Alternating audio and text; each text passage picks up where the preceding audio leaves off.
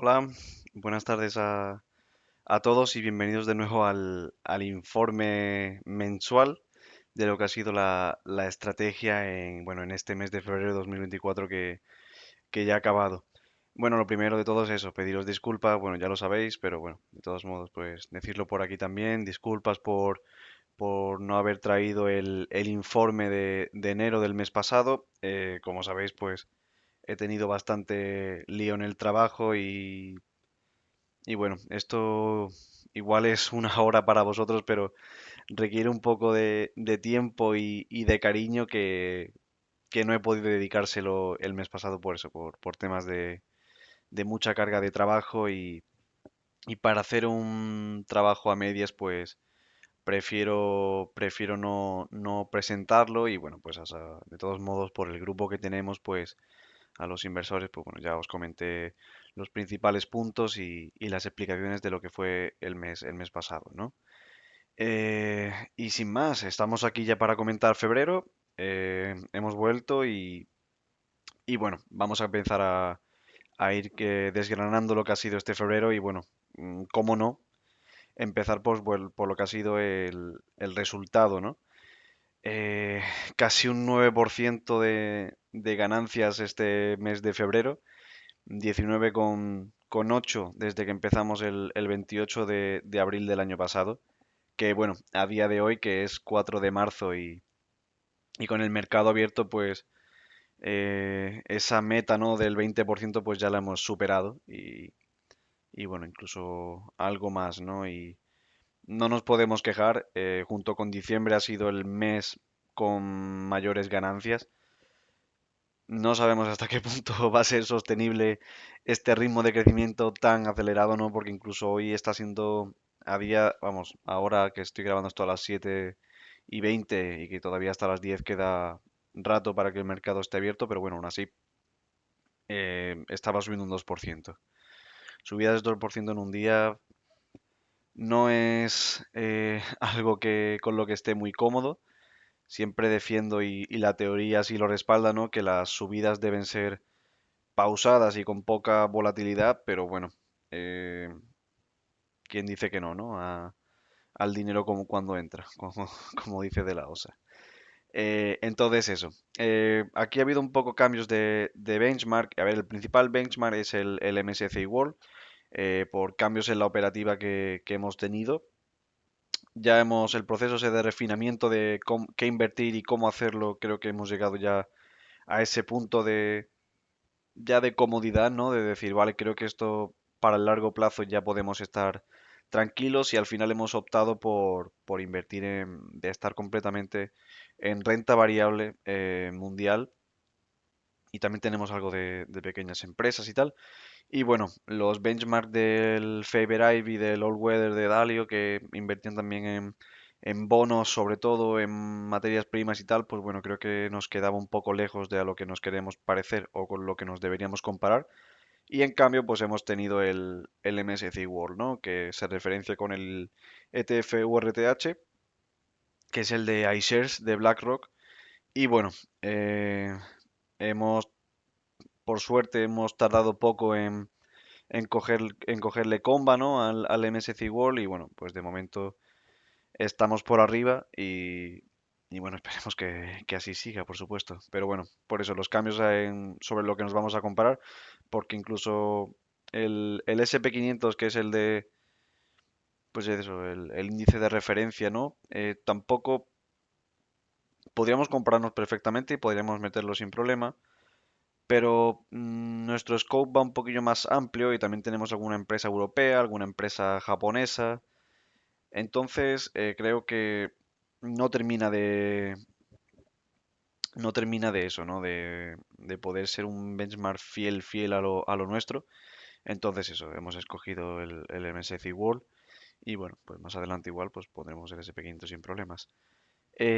También los IPCs, el IPC y el US Dollar, pues bueno, esto no tiene ninguna finalidad de benchmark operativo, sino comparación, ¿no?, de la evolución del nivel de precios desde que empezamos en abril. Pues eso, el IPC en España Lo medimos mes a mes y vamos evaluando su evolución, pues lleva como un 2,12, el de Estados Unidos un 2,63 y el US dólar, pues bueno, como invertimos en dólares, pues bueno, ver cómo está con respecto al euro desde que empezamos, ¿no? Y bueno, pues aún así, incluso habiendo mantenido solamente en dólares, hubiéramos ganado un 2%, pero bueno, no es el objetivo, simplemente a modo ilustrativo de cómo va nuestra inversión con respecto a nuestro benchmark operativo, cómo va con respecto al nivel de precios y cómo va con respecto a la moneda que usamos cada día. Y bueno, con las tres de momento y toquemos madera, pues va bastante bien y nada, a seguir. Eh, Como hemos quitado los informes de Word, porque bueno, pues eran más densos y al final creo que no muchos lo miraban, pues creo que las diapositivas son más asequibles y entras más a la vista, pues bueno. Aquí hemos traído algunos de los indicadores que teníamos en el Word, como son la evolución de la masa monetaria, que ya he dicho varias veces y insisto, y luego hablaremos de ello, ¿no? De que el dinero que hay en la economía y el ritmo al que crece influye mucho y más que nunca en, no ahora, hablaremos de eso, ya he hecho el spoiler, pero durante los años ha sido el principal, ¿no? Motor del crecimiento de la bolsa, ¿no? Sino el cuánto dinero entra a la bolsa, cuánto dinero inyecta la Fed y eso, ¿no? Y además también tenemos indicadores como el IPC, cómo evoluciona mes a mes, por tener una vista de la inflación y de cómo, igual por el trauma que tenemos reciente, ¿no? De las subidas de tipos, pues tener un ojo a la inflación por ver cómo va a ser la política monetaria. Y luego el PMI compuesto, ¿no? La actividad de los gestores de compras de materias primas y aprovisionamientos para la producción, que suele ser como la antesala, ¿no? de la producción y es un indicador adelantado bastante fiable, ¿no? Y por lo general, pues vemos que la liquidez está empezando a revertir. La caída que ha tenido durante todo 2023. El IPC por lo general están mejorando, es decir, están empezando a subir. Pues eso, pues de todo es el desinflación que hemos tenido durante este último año 2023 a causa de las políticas monetarias que se implantaron desde el 2022. Y los PMIs están un poco ahí renqueantes, sobre todo comentando la zona euro y Estados Unidos. La zona euro, pues con varios países ya en recesión, o pues sí, en recesión, ¿no? Como es el caso de Alemania, por ejemplo, que bueno, ya con esa ya tenemos suficiente porque, pues bueno, ya sabemos que es uno de los motores de la economía europea y, y por lo menos el principal, de hecho, ¿no? El resto, pues bueno, Estados Unidos muestra un registro peor y las economías asiáticas pues, parece que están recuperando. China no termina de levantar la cabeza, aunque está empezando a entrar dinero en sus mercados financieros que han impuesto 20.000 regulaciones para impedir que, que las acciones caigan más, como imposibilitar ventas en ciertas franjas horarias, etcétera. El apalancamiento financiero, que esto pues lo comentamos, alguna vez se ha comentado en los informes y una vez se comentó aquí en los vídeos. Esta línea azul, por comentar rápido el gráfico, esta línea azul es la evolución interanual, ¿vale? Año contra año, el año anterior, de el margen de deuda contra partido la capitalización bursátil total, ¿no? Es decir, cuánto se endeudan los operadores para hacer sus operaciones con apalancamiento con deuda financiera con respecto a la cantidad total que hay en el mercado. Esto sirve, no nos sirve para poder ver el nivel de apetito por el riesgo, ¿no? Que hay en el mercado, sobre todo en el mercado estadounidense, que es al que hace referencia. Es decir, cuanto la gente se apalanca más, se endeuda más para invertir en bolsa, pues podemos intuir que hay como un cierto apetito especulativo, ¿no? Entonces, en lecturas extremas, como son las dos barras naranjas de arriba, que son, la primera es una desviación estándar con respecto a la media histórica y la otra es dos desviaciones estándares, es decir, lecturas muy extremas, y lo mismo por abajo con las líneas verdes, pero en negativo.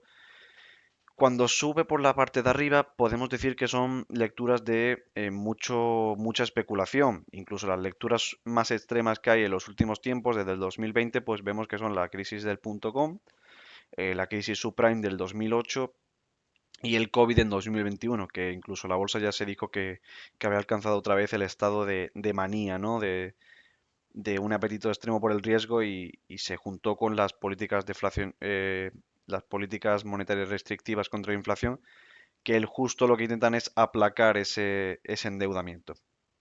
No sirven, y le he dado bastantes vueltas, pero no sirven para ver techos de mercado en el corto plazo, es decir, sí sirve para ver que hay situaciones que se está dando como una situación extrema en el mercado, de que hay mucho endeudamiento, de que esto no es muy sostenible en el largo plazo, sobre todo en lecturas muy extremas, pero no sirve para ver cuándo es el techo. ¿Y por qué? Normalmente estos indicadores y también lo de sentimiento de mercado más puristas, no esto que es más una magnitud de como tal, son buenos más encontrando suelos. ¿Por qué? Porque la euforia suele durar más que las recesiones o los momentos depresivos del mercado. Es decir, cuando hay euforia, siempre o históricamente se ha visto, y yo creo que no hace falta que hablemos solamente de bolsa, sino que conociendo un poco lo que son las personas ya sirve.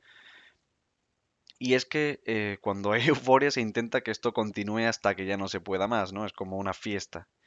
Nos lo estamos pasando bien, ¿te vas a ir ahora? No, sigue endeudándote, sigue comprando. Esto ganamos dinero todos, no te vayas a perder esto, no te vayas a quedar fuera. Entonces esas lecturas extremas se dan ya en momentos que están ya cerca del final, pero no en el final tal cual.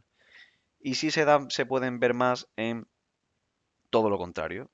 Cuando hay lecturas extremas bajistas, y sobre todo pues vemos los ejemplos estos del final de la subprime del 2008 y el final del mercado bajista de 2022, que fue octubre del 22, pues ves que hay lecturas extremas bajistas que, bueno, pues nos pueden indicar que se ha llegado al suelo de mercado, ¿no? Y cuando salimos de esas lecturas extremas hay prontas recuperaciones. Es verdad que en el caso de los años 2000 y demás, pues no se dan tanto ese aspecto, ¿no? Se llega a la segunda desviación estándar negativa, se revierte y no se sale.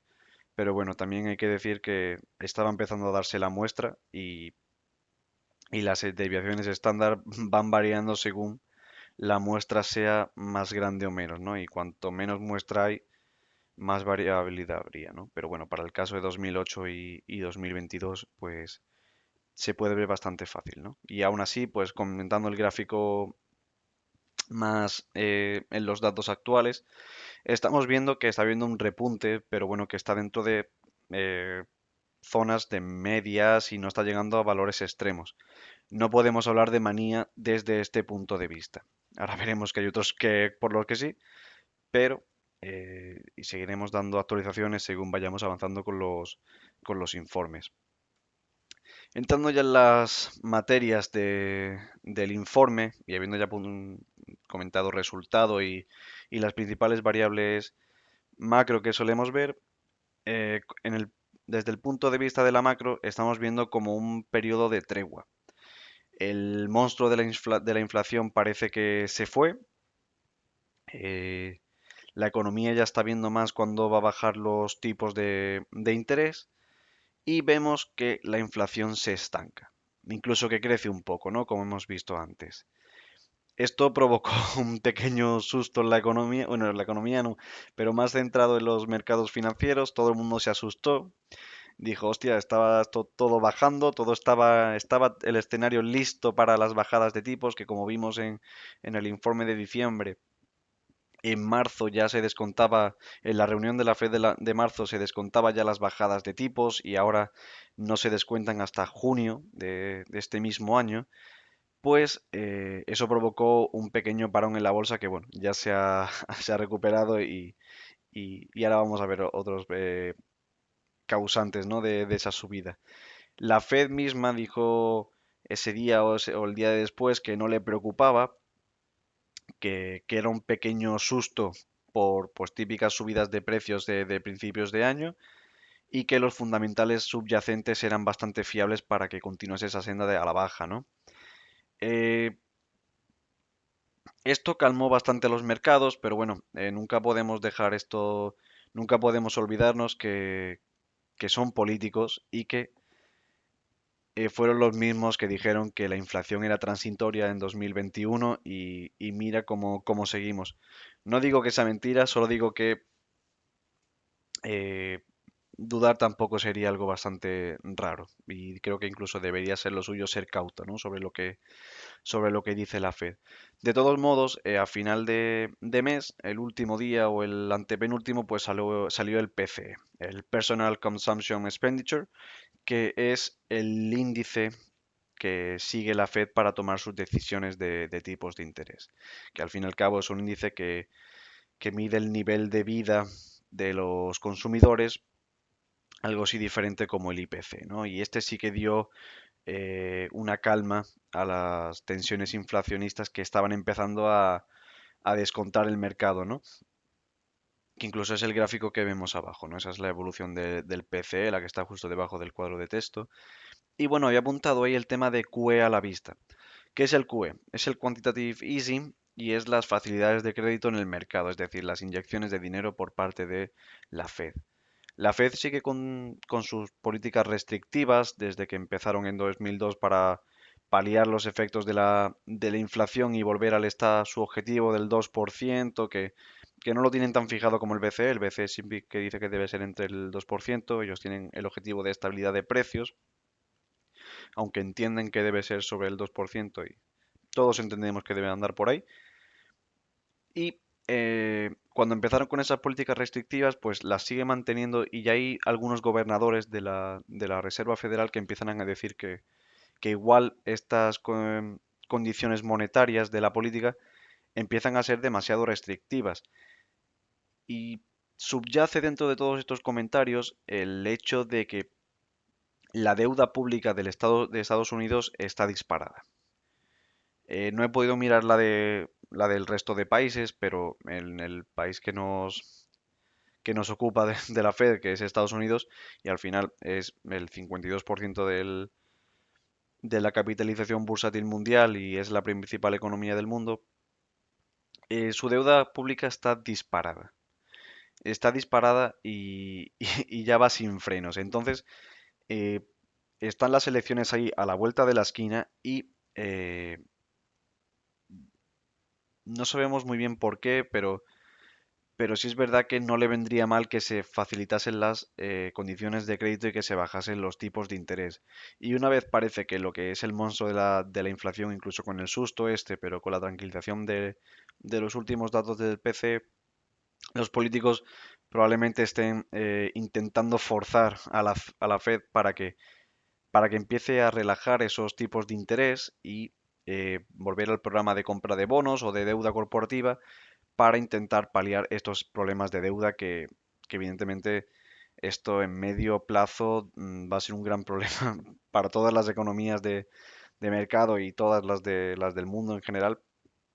Y bueno, estos problemas y estas presiones descuentan, pues eso, la vuelta al QE, al dinero ilimitado, al dinero, a darle a la máquina de impresora del dinero y bueno, pues esto facilita bastante la vida a los mercados financieros que como he dicho antes, ¿no? Pues el principal motor de crecimiento de las cotizaciones pues ha sido la inundación de liquidez, ¿no? Y estos descuentos de QE a la vuelta de la esquina pues son bastante halagüeños para que siga la fiesta, ¿no? Como os he comentado. Entrando en el tema de renta variable, es imposible no comentar el caso de Nvidia. Quien no lo sepa, Nvidia es una empresa que personalmente yo la conocía por las tarjetas gráficas de, de los ordenadores y porque bueno, que desarrollaban videojuegos, no sé si era una desarrolladora, no me acuerdo bien, y también que tiene bastantes servicios de data center, ¿no? Y eh, se posicionó como baluarte, ¿no? De este nuevo movimiento de las inteligencias artificiales. Esto ya fue por principios del año pasado, por marzo del 23 o por ahí, y ya como que empezaba a sonar de que de que Nvidia, inteligencia artificial, era el baluarte, ¿no? Junto a Supermicrocomputer, que también lo tenemos en el portfolio, que por cierto Nvidia es el 5% de nuestro portfolio ahora, específicamente. Entonces, está habiendo un movimiento de manía, o incluso ya burbuja, podemos decirlo, ¿no? Con todo el respecto de la inteligencia artificial y por ende del sector tecnológico estadounidense.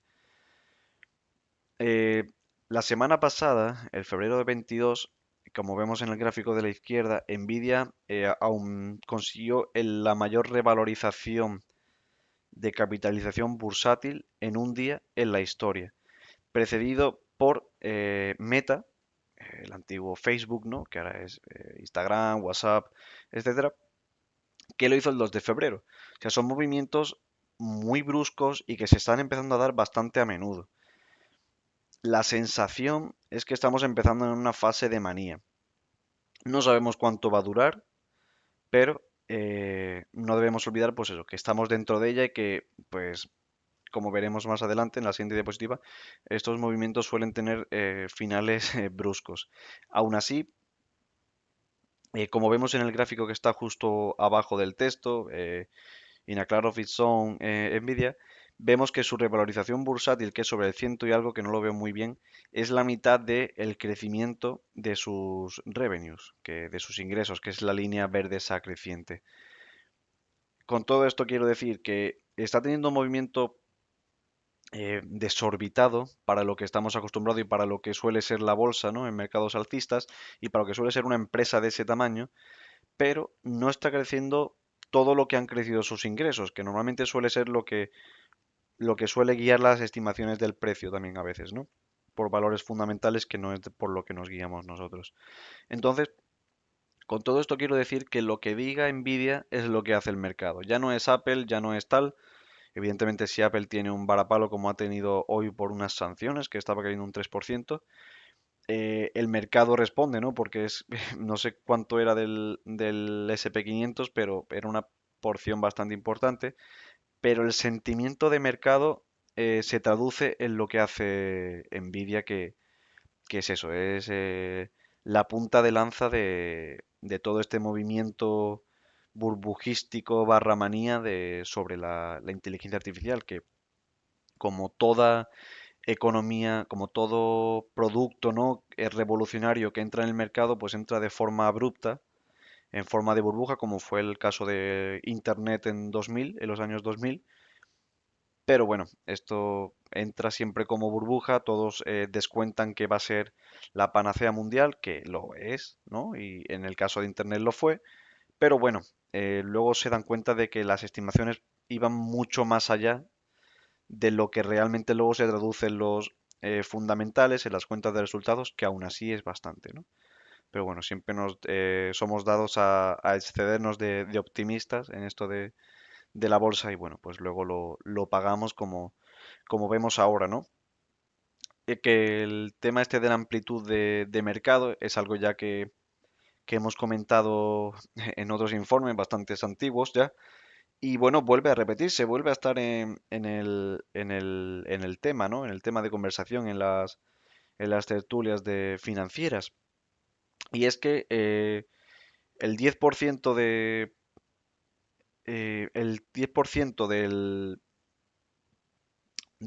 la capitalización bursátil estadounidense vuelve a estar en niveles máximos de tamaño con respecto al resto desde el año 1929.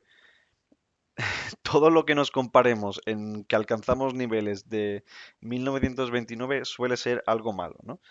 Suele ser que estamos llegando a una época de excesos otra vez, ¿no? Y ya superamos el punto del 2000, que es ese último pico que vemos ahí bastante considerable y que está justo por debajo de lo que acabamos de pasar. ¿Qué fue eso, no? Fue la burbuja especulativa con respecto al nacimiento de Internet. Volvemos a estar en niveles bastante extremos. Esto siempre se suele solucionar de forma bastante fea, es decir, las acciones que han empujado a que este tamaño con respecto al resto se dispare hace que estas empresas que se han revalorizado mucho caigan más que el resto para que vuelva a equilibrarse todo un poco. Y bueno, todo esto está causado por el tema de la IA, ¿no? De todo lo que, como pone ahí, todo lo que huela a IA se lleva premio. Y es que ya hace tiempo publicamos un gráfico que era las veces que se nombra la inteligencia artificial en los financial reports, ¿no? En los reportes financieros de cuentas de cada año, ¿no? Que escriben a sus accionistas y tal. Pues se está mencionando más que nunca las IA porque todo lo que lleve IA en su nombre o como adjetivo atrae los ojos de los inversores y bueno, pues se lleva premio porque es eso. Es como cuando pasaba en el 2000 que solamente por cambiarte el dominio de tu empresa o el nombre del dominio de tu empresa a .com, pues te llevabas dinero de inversores porque era .com, era bolsa, era internet y era, era sinónimo de dinero entonces, ¿no? Y bueno, pues había que pagar ese exceso y es lo que hicieron. El gráfico de abajo está un poco obsoleto ya, pero bueno, volvemos otra vez con el tema de los call wall y los put wall, que bueno, ya lo comentamos. Los call wall son precios en los que se agrupan muchas opciones de compra, que suelen ser niveles muy difíciles de traspasar porque hay muy poco apetito después para comprar una vez superados. Y bueno, superamos los máximos históricos del SP 500. Antes, a finales de año, el Cold War estaba en 5.000. Le costó, pero lo superó. Y ahora no está en 5.100, sino que está en 5.200. Es decir, hay rango de maniobra hasta 5.200, que será un nivel difícil de superar. Pero bueno, por tener cierta conciencia de cómo se van moviendo esos mercados que subyacen fuera de la evolución del precio. Y bueno, pues eso, estamos cerca de los 5.200. Será un lugar donde nos pararemos otra vez y el mercado decidirá qué dirección tomar, ¿no? Según, pues bueno, cómo irá evolucionando otras variables y sobre todo cómo seguirá el apetito con el tema de las IAs, ¿no? Porque luego veremos que la liquidez está dejando de ser un factor tan importante. Eh, Siguiendo con varios, algunos gráficos que he visto que son interesantes.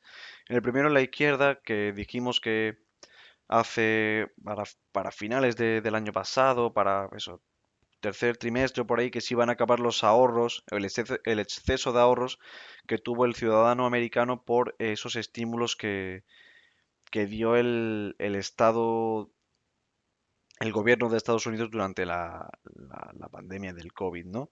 Y bueno, estos excesos de ahorros pues se han acabado y bueno, estamos pendientes de ver qué resultados van a tener porque al final el ahorro, según la teoría macro, ¿no? O la teoría neoclásica, el ahorro es igual a inversión y bueno, todo detrimento del ahorro tiene su reflejo en la inversión, obviamente, y veremos cómo se traduce ese fenómeno en la evolución de los mercados, ¿no? Y no es algo que debamos de dejar de lado y sería interesante seguir su evolución y su posible impacto que lo tendrá seguro. El gráfico de abajo me pareció algo interesante porque, bueno, hemos superado los máximos históricos del SP 500. Estamos más altos que nunca, valga la redundancia, y bueno, hay gente que ya porque hemos llegado a los máximos, pues dice, bueno, pues ya está. Hasta aquí ya no me siento seguro, me salgo. Bueno, pues no sé si se ve del todo bien, pero el gráfico de abajo, la línea verde, es comprar el SP 500 y salirte cuando el mes anterior fue máximos históricos. Es decir, mantenerte fuera, ¿no? Y la azul es mantenerte dentro y la azul es mantenerte dentro cuando se superan máximos históricos. Y bueno, la diferencia pues no hace falta mucho comentarla, ¿no? Con esto quiero decir, nunca sabemos. Nunca sabemos qué va a pasar. Nunca sabemos qué va a pasar. Y porque se hayan superado máximos históricos no significa que esto, vamos a decir entre comillas, ¿no? Que la fiesta se acabe. El otro día hablando con un amigo que también es inversor, ¿no? Pues me dijo, joder, estas subidas no son normales, tal. Y le dije, sí. Digo, esto pues las burbujas son un poco así, ¿no?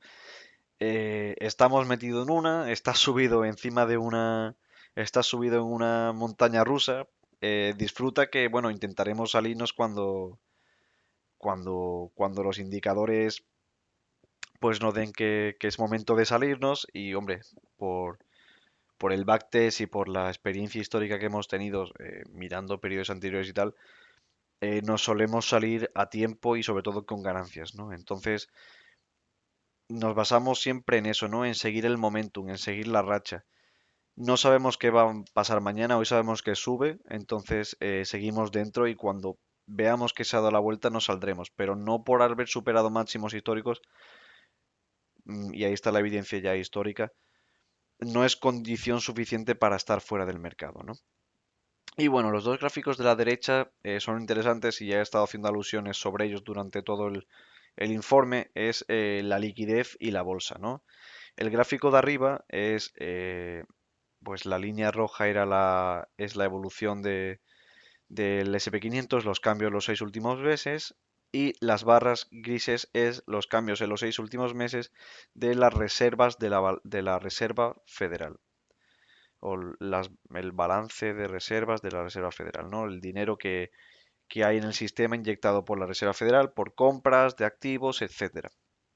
Y vemos que no he calculado la correlación, pero vemos que es bastante significativo, ¿no? Y es lo que hemos dicho siempre, la bolsa se mueve por el dinero que le entra, ¿no? Y al fin y al cabo, cuando se acaba el dinero del ciudadano, como vemos en el gráfico de la izquierda, ¿no? Ya no hay más ahorros, siempre viene siempre que no haya problemas de inflación, pues vemos que la Reserva Federal viene a salvar la fiesta, ¿no? Como prestamista de última instancia que es, ¿no? Pero se está dando un caso bastante curioso y es el gráfico de abajo. La, la, gra- el- la función o la línea amarilla es la evolución de las reservas de la Fed y la línea morada o rosa es el SP500. Ha habido una clara descorrelación entre la evolución de la liquidez inyectada por la Fed y la evolución del SP500. Parece que la liquidez ya no empieza a ser, o de momento no lo es, los movimientos son similares, aunque ya ha habido un mayor rango para el SP500 que se ha despegado. Parece que ya no es uno de los factores tan vitales, aunque sigue siéndolo, ¿no?, para la evolución de la bolsa. Y bueno, empezamos a llegar a la conclusión de que estamos entrando en una fase de manía, ¿no? De ya hay compras compulsivas enfocadas a la IA, ¿no? Y no tan sustentadas por el criterio de el dinero que le entra a la bolsa por parte de la Fed.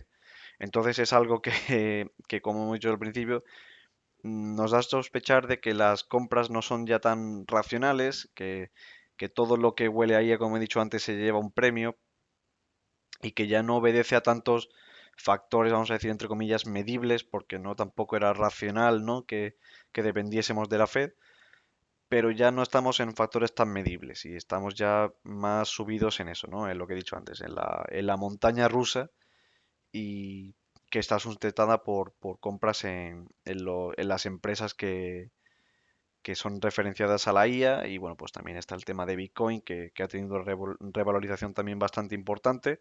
Creo que lleva un 50 y pico por ciento en lo que vamos de año y que bueno, por suerte también hemos podido disfrutar gran parte de esa subida en nuestro portfolio.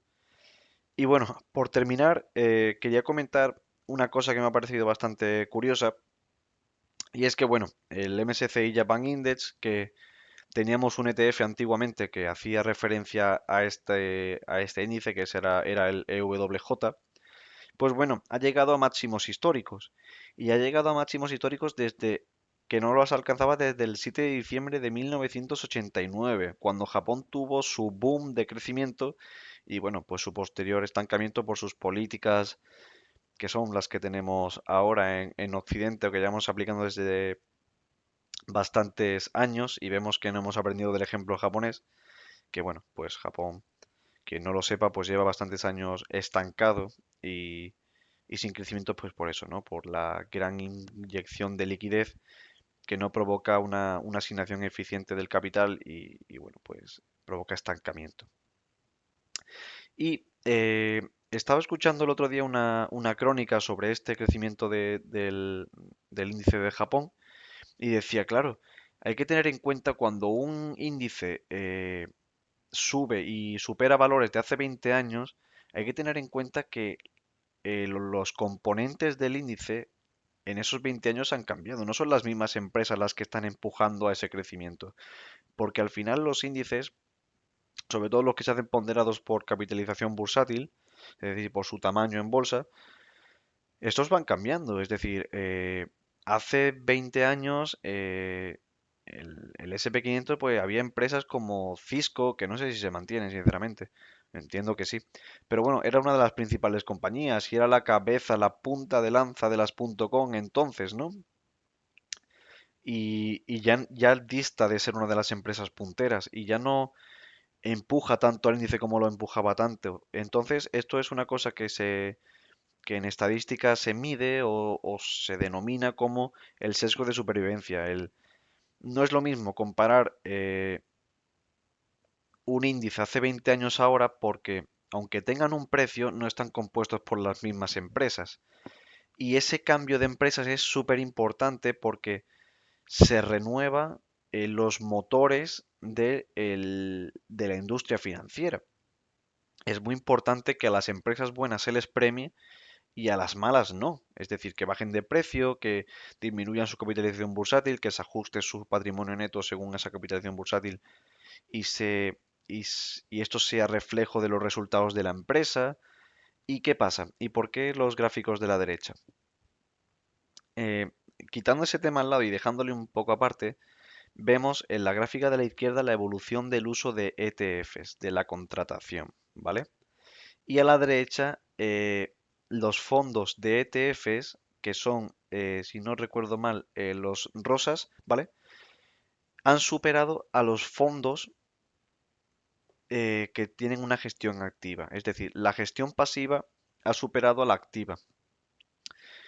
El ETF, que no lo sepa, es un fondo cotizado, un fondo temático, fondo ETF del SP 500. Pues ese fondo lo que hace es comprar acciones del SP 500 para, o compran el índice tal cual, y lo que hacen es replicarlo y eso cotiza durante todas las horas de que está abierto el mercado. Es decir, puedes comprar y vender el SP 500 en cualquier momento durante el día mientras el mercado esté abierto. Esto, pues evidentemente da muchas facilidades para una indexación y una gestión pasiva, es decir, no hace falta que contrates a nadie para que compre el ETF, no, para que compre el índice y compre las empresas en su tamaño debido para poder replicarlo igual, sino que, bueno, pues compras un ETF y lo que haces es tienes una replicación instantánea. ¿Qué ocurre? Juntando el tema de sesgo de supervivencia, es decir, las empresas buenas son las que se mantienen y son las que siguen tirando del índice y las que no se quitan y vuelven otras nuevas, está habiendo un problema con los ETFs y que está habiendo una burbuja de ETFs. Es decir, hay tanta demanda por gestión pasiva vía ETF que estos productos lo que hacen es comprar el índice. Entonces, hay empresas que lo hagan bien o mal, al haber tanta demanda de estos productos y de una indexación pasiva a los índices, estas empresas se llevan una recompensa por nada. O sea, lo hagan bien o mal, van a comprarte. Entonces, está habiendo problemas o se están empezando a experimentar, y por eso el tema de burbuja, ¿no? De que empresas que igual no lo hacen tan bien siguen recibiendo ese premio de recibir inversores nuevos, ¿no? Porque hay gente que sigue contratando estos productos. Entonces, esto, a la larga, si no ya, provoca que haya una mala asignación de capital. Y esto, o al menos, sí, una asignación no eficiente. Entonces esto a la larga pues va a tener repercusiones sobre todo en eso, ¿no? En que va a haber bastantes, entre comillas, fiascos, ¿no? En el mercado bursátil de compañías que tenían un tamaño que no era correspondido y, y los resultados no lo estaban soportando tanto. Y era básicamente por eso, porque hay tanta demanda de ETFs que si yo quiero replicar al SP500, bueno, es verdad que voy a comprar Apple, voy a comprar tal, pero bueno, también voy a comprar la que está en el puesto 494, que igual hace 2 años debería haber salido del índice, ¿no? Y que igual hay algunas en el Russell 2000 que deberían subir y no pueden porque está esa diferenciación de capitalización bursátil.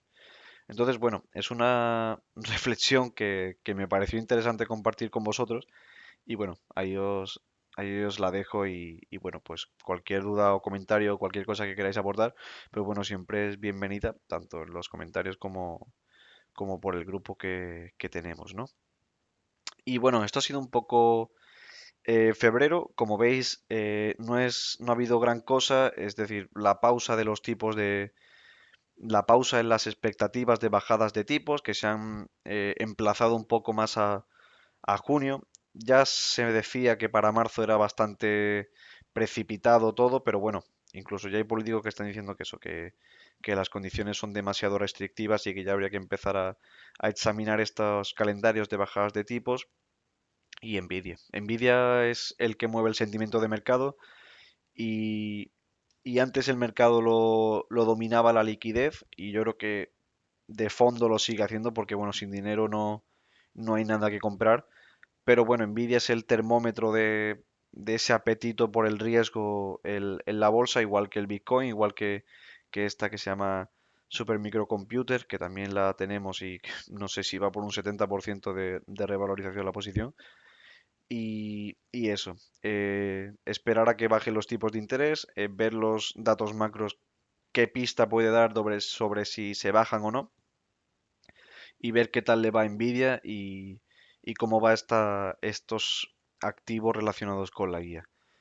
Pero bueno, esto ha sido todo febrero, perdón, un mes bastante bueno.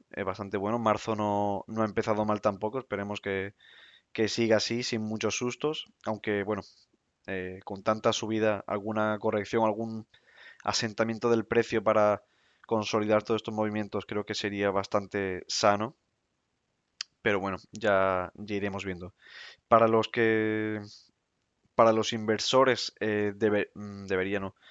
Incluiré alguna diapositiva ahora con la composición del portfolio, con todos estos cambios que ha habido y tal, y lo explicaré y os lo subiré a la carpeta para que podáis verlo. Y bueno, cualquiera que esté interesado en ver los informes, pues bueno, me los pedís y sin problema os paso el enlace del Drive y los miráis y bueno, como siempre, pues eso, cualquier cosa me podéis comentar sin problema. Así que nada, en concepto de vídeos lo emplazamos para finales de marzo. Bueno, ya para abril lo subiré, el de fin de marzo. Y nada, como siempre, muchas gracias por vuestra confianza. Espero que esté sirviendo, que veáis frutos a la confianza depositada, que bueno, veo que de momento sí.